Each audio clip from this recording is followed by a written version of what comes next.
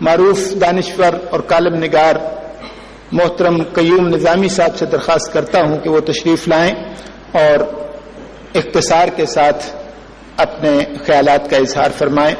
محترم قیوم نظامی صاحب. بسم اللہ الرحمن الرحیم. محترم جناب ڈاکٹر اسرار احمد صاحب، معزز خواتین و حضرات، میں سب سے پہلے ڈاکٹر اسرار احمد صاحب کا تہ دل سے شکریہ ادا کرتا ہوں کہ انہوں نے آج مجھے یہ سعادت بخشی کہ میں یہاں پر حاضر ہو کر آج کے دور کے اہم مسئلے عہد حاضر میں نظام خلافت اور دستوری خاکہ پر ان کا خطاب سن سکوں.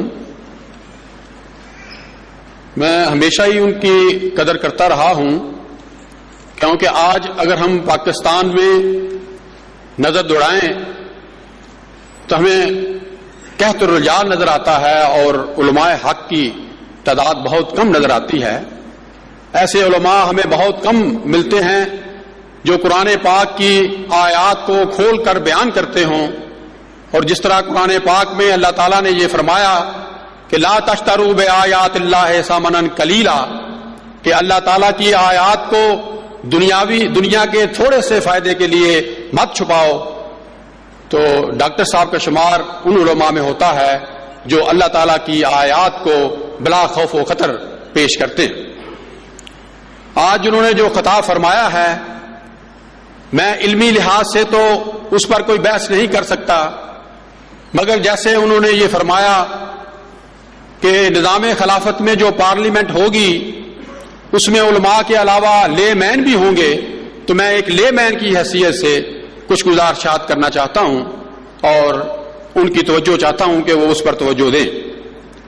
میں ان سے یہ گزارش کرنا چاہتا ہوں کہ جب وہ کوئی دستوری خاکہ آج کے دور میں پیش کرنا چاہتے ہیں تو ان کو ضرور ان عوام کا بھی خیال رکھنا ہوگا جن عوام پر وہ دستور نافذ کرنا چاہتے ہیں، کیونکہ وہ دستور اگر 14 کروڑ عوام جو ہیں ان کی خواہشات اور توقعات کے مطابق نہ ہو، چاہے اس کے لیے اجتہاد کرنا پڑے، جس طرح علامہ ڈاکٹر صاحب نے فرمایا، اجتہاد کی طرف بھی اشارہ کیا انہوں نے بڑی خوبصورتی کے ساتھ، تو وہ دستور جو ہے وہ پھر کس طریقے سے صحیح معنوں میں نافذ ہوگا. آج کے دور کے جو مسائل ہیں جس میں عوام آج گزر رہے ہیں، اس میں سب سے بڑا جو مسئلہ ہے وہ مہنگائی کا مسئلہ ہے اور بے روزگاری کا مسئلہ ہے. جس طرح کہ آپ روز اخباروں میں پڑھتے ہیں کہ غریب لوگ جو بیچارے وہ روٹی کے لیے ترستے ہیں، اور خودکشیاں جو آج کے دور میں ہو رہی ہیں، پاکستان کے کسی دور میں اتنی خودکشیاں نہیں ہوئی جتنی آج وہ ہو رہی ہیں، بھوک کی وجہ سے اور مہنگائی کی وجہ سے، بے روزگاری کی وجہ سے. تو میں سمجھتا ہوں کہ ہمیں عوام کو اعتماد میں لینا ہوگا. اگر ہم اپنا پیغام جو ہے وہ آگے لے کے جانا چاہتے ہیں، اگر ہم 14 کروڑ عوام کی توجہ اپنی طرف مبذول کرانا چاہتے ہیں، تو ہمیں ان کے مسائل کے حوالے سے بھی بات کرنا ہوگی. علمی سطح پر بات بھی کرنی ہے ضروری، مگر عوامی سطح پر بھی بات کرنی ہے، ان کو ساتھ لے کے چلنا. تو اس کی طرف بھی میں ان سے گزارش کروں گا کہ کیا جو نظام خلافت میں دستور ہوگا وہ بے روزگاری الاؤنس دے گا، وہ یہ انشور کرے گا کہ اگر کسی کے پاس روزگار نہیں ہے تو حکومت جو ہے وہ اس کو بے روزگاری الاؤنس اس وقت تک دے جب تک حکومت اس کو روزگار نہیں دیتی، تاکہ وہ اپنے بچوں کا پیٹ پال سکے، اپنا پیٹ پال سکے اور زندہ رہنے کا حق اس کو مل سکے. اسی طرح آج آپ دیکھتے ہیں کہ کرپشن جو ہے وہ سب سے بڑا قومی مسئلہ بن چکا ہے. تو میں سمجھتا ہوں نظام خلافت کا جو دستور ہے اس کی توجہ اس مسئلے کی طرف بھی ہونی چاہیے. یہ کوئی خدا کا قانون نہیں ہے کہ چند لوگ جو ہیں وہ پاکستان کے وسائل کو لوٹ کے کھا جائیں اور غریب مزدور کسان اور دوسرے جو لوگ ہیں وہ بھوک سے مر جائیں. یہ کوئی قانونی قدرت نہیں ہے. ہمیں اس طرف بھی توجہ دینی چاہیے کہ اس کرپشن کو جو ایک ایسا کینسر بن چکی ہے آج ہمارے معاشرے میں، کہ اس کو جو دستور ہے نظام خلافت کا وہ کس طرح حل کرے گا. اس طرح میں یہ ایک اور فرقہ واریت کا مسئلہ بھی ہے جو ہمارے پاس اس وقت موجود ہے. یہ دستور میں وہ کون سے طریقے اختیار کیے جائیں گے تاکہ ایک امت وجود میں آئے، ایک قوم وجود میں آئے. اسی طرح عدلیہ کی انہوں نے بات کی ڈاکٹر صاحب نے. میں ان سے یہ پوچھنا چاہوں گا بڑے ادب کے ساتھ کہ کیا نظام خلافت میں جو خلیفہ ہوگا اس کو یہ اختیار ہوگا کہ وہ عدلیہ کے جو چیف جسٹس ہیں اس کو ہٹا سکے, یا اسی طرح اگر چیف جسٹس کوئی یہ سمجھتا ہے کہ یہ خلیفہ جو ہے یہ کوئی اسلام اور سیرت, قرآن اور سیرت سنت کی خلاف ورزی کر رہا ہے, تو کیا اس کو یہ اختیار ہوگا کہ وہ اس کو ہٹا دے, کہ یا اس کے لیے دوبارہ عوام میں جانا پڑے گا؟ صوبائی خود مختاری کا مسئلہ ہے اس وقت, آپ پتہ ہے آپ کو کہ بہت اہم شکل اختیار کر گیا ہے. چھوٹے صوبے جو ہیں وہ بڑے صوبے کے خلاف کھڑے ہو گئے.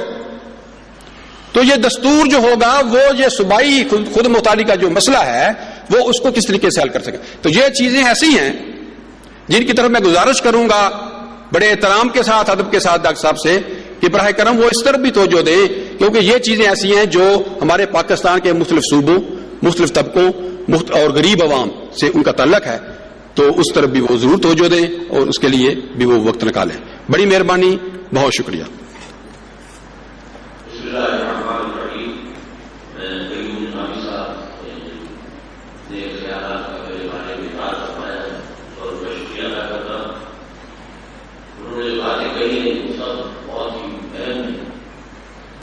سب سے پہلی بات یہ کہ سلسلے میں آج سے قانونی خاطے کو نظام خلافت کا معاشی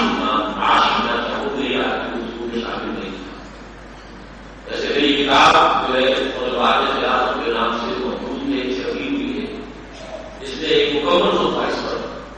وہ کتاب میرا موجود ہے جس کے آپ کو اور آج کو ہم 35% رعایت کو پڑھتے رہے ہیں. اس میں اسلامی ریاست میں کفالت عامہ کا اصول ہے. ہر شہری کی بنیادی, نہ صرف مسلم بلکہ غیر مسلم بھی, ذمہ کی بھی بنیادی تمام ضروریات کی کفالت ریاست خلافت کے ذمے. حضرت عمر کے اس قول کے مطابق کہ اگر کوئی کتا بھی بھوکا مر گیا دجلہ و فرات کے کنارے تو عمر جو ہے ذمہ دار ہوگا.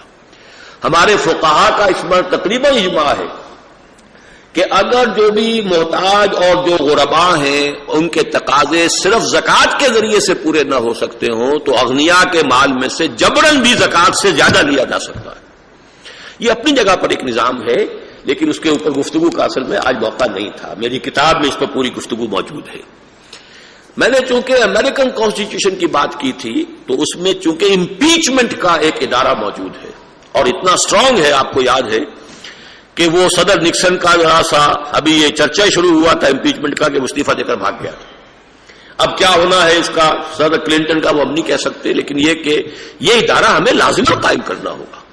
امپیچمنٹ اگر اختیارات کا ارتکاز کہیں ہو تو اتنا ہی ادارہ جو ہے چیکس اینڈ بیلنسز کا بھی جو ہے قائم ہونا چاہیے. ان ساری تفاصیل میں جانے کا یہ موقع نہیں تھا. جیسا کہ میں نے عرض کیا تھا کہ میں نے تو یہ ایک موقع اختیار کیا ہے کہ سوشل ایوولوشن کم سے کم پولیٹیکل اینڈ کانسٹیٹیوشنل اعتبار سے اس ایوولوشن پر, اس کے ٹاپ پر اس وقت امریکن سوسائٹی ہے. لہذا اس کے دستور کو ہمارے لیے تو یہ کہ حکمت و ضالۃ المومن ہوا حق بہا ہے سو وجدہ. حکمت جو ہے وہ مومن کی گمشدہ متاع کے مانند ہے, جہاں سے بھی ملے وہ زیادہ حقدار ہے کہ اس کو حاصل کر لے. اس میں ہمیں 3 اصول شامل کرنے, حاکمیت خداوندی, کتاب و سنت کی بالادستی اور مخلوط قومیت نہیں. بس 3 چیزیں ہو بات ہو جائے گی. صوبائی خود مختاری بھی میں نے اسی لیے کہا تھا کہ امریکہ میں اسٹیٹس جو ہے ایک چیز پر ٹیکس ہے, سگریٹوں پر ٹیکس ہے نیو یارک میں, نیو جرسی میں نہیں ہے, بالکل نہیں. پیٹرول کی قیمتیں مختلف ہیں. اسٹیٹس کو مکمل اختیارات حاصل ہیں, اور بلکہ اسٹیٹس کیا وہاں تو یعنی کاؤنٹی لیول کے اوپر جتنی آٹونومی ہے. واقعہ یہ ہے کہ میں یہ سمجھتا ہوں روح عصر جسے میں نے کہا تھا, ایک زمانے کا ایک تقاضا ہے کہ سب لوگوں کے اندر خود شناسی, خود نگری ہر علاقے کے لوگوں کے اندر جو ہے پیدا ہو رہی ہے, اور یہ عطا ہے, دین ہے محمد رسول اللہ کی. لہذا اس کے تقاضوں کو پورا ہونا چاہیے. باقی پاکستان کے معروضی حالات میں میری رائے یہ ہے کہ چھوٹے صوبے بنائے جائیں. یہ بڑا صوبہ ایک جو تینوں سے نفری میں بڑھ کر ہو جاتا ہے, یہ 14-15 صوبے پاکستان کے بنائے جائیں جب بھی کبھی کوئی انقلاب آئے گا, تاکہ صحیح معنی میں ایک فیڈرل جو ہے نظام یہاں پر قائم کیا جا سکے اور صوبائی خود مختاری جو ہے میکسیمم دی جائے. بہت شکریہ. اب میں مراج صاحبزادہ